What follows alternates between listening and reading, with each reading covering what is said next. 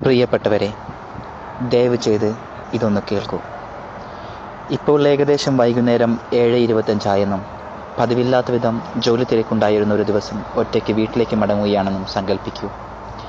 നിങ്ങൾ യഥാർത്ഥത്തിൽ വളരെയധികം ക്ഷീണിതനും നിരാശനുമായി ആകെ താറുമാറായിരിക്കുകയാണ്. പെട്ടെന്ന് ഒരു കലശലായ വേദന നെഞ്ചിൽ നിന്ന് കൈകളിൽ പടർന്നു താടി വരെയെത്തുന്നതായി അനുഭവപ്പെടുകയും ചെയ്യുന്നു. തൊട്ടടുത്തുള്ള ആശുപത്രിയിലേക്ക് ഏകദേശം ഇനിയും 5 കിലോമീറ്റർ ദൂരമുണ്ട്. നിർഭാഗ്യവശാൽ അവിടെ വരെ എത്താൻ കഴിയുമോ എന്ന് നിങ്ങൾക്ക് ഉറപ്പില്ല. CPR അഥവാ ഹൃദയ ശ്വാസകോശ പുനരുജ്ജീവനം നിങ്ങൾ പരിശീലനം ലഭിച്ചയാളാണ്. പക്ഷേ നിങ്ങളെ അതഭ്യസിച്ചയാൾ അത് നിങ്ങളിൽ സ്വയം എങ്ങനെ പ്രാവർത്തികമാക്കാം എന്നുള്ളത് പഠിപ്പിച്ചു തന്നിരുന്നില്ല. ഒറ്റയ്ക്കുള്ളപ്പോൾ എങ്ങനെ ഹൃദയാഘാതം അതിജീവിക്കാം? കാരണം ഹൃദയാഘാതമുണ്ടാകുമ്പോൾ പലരും പരസഹായം ലഭിക്കാൻ സാധ്യതയില്ലാത്ത വിധം ഒറ്റയ്ക്കായിരിക്കും. അസാധാരണമായി മിടിക്കുന്ന ഹൃദയവും ക്ഷയിച്ചു കൊണ്ടിരിക്കുന്ന ബോധത്തിനുമിടയിൽ പുനരുജ്ജീവനത്തിന് ഏകദേശം 10 സെക്കൻഡ് കിട്ടാനേ സാധ്യതയുള്ളൂ.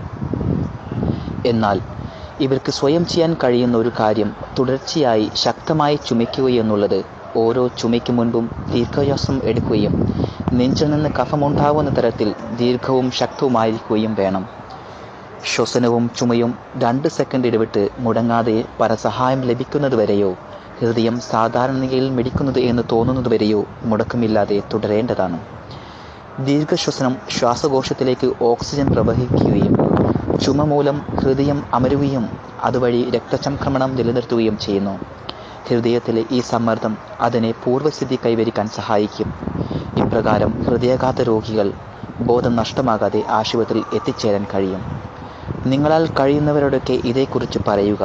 അത് പലരുടെയും ജീവൻ രക്ഷിക്കാൻ ഇടയാക്കും.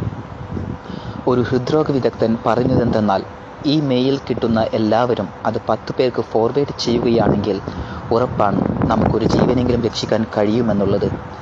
ഫലിതങ്ങൾ അയക്കുന്നതിനേക്കാൾ ദയവ് ചെയ്ത് ഇത് അയച്ച് ഒരു വിലപ്പെട്ട ജീവൻ രക്ഷിക്കുക. ഈ മെസ്സേജ് കറങ്ങിത്തിരിഞ്ഞ് ഒന്നിലേറെ പ്രാവശ്യം നിങ്ങളിലേക്ക് തന്നെ എത്തുന്നതെങ്കിൽ ദയവ് ചെയ്ത് ദേഷ്യം തോന്നരുത്. നിങ്ങളുടെ നന്മയുദ്ദേശിക്കുന്ന, നിങ്ങൾക്ക് ഹൃദയാഘാതത്തിൽ നിന്ന് എങ്ങനെ രക്ഷ നേടാം എന്ന് വീണ്ടും വീണ്ടും ഓർമ്മിപ്പിക്കുന്ന സുഹൃത്തുക്കൾ ഉള്ളതിൽ സന്തോഷിക്കുകയും അഭിമാനിക്കുകയുമാണ് വേണ്ടത്.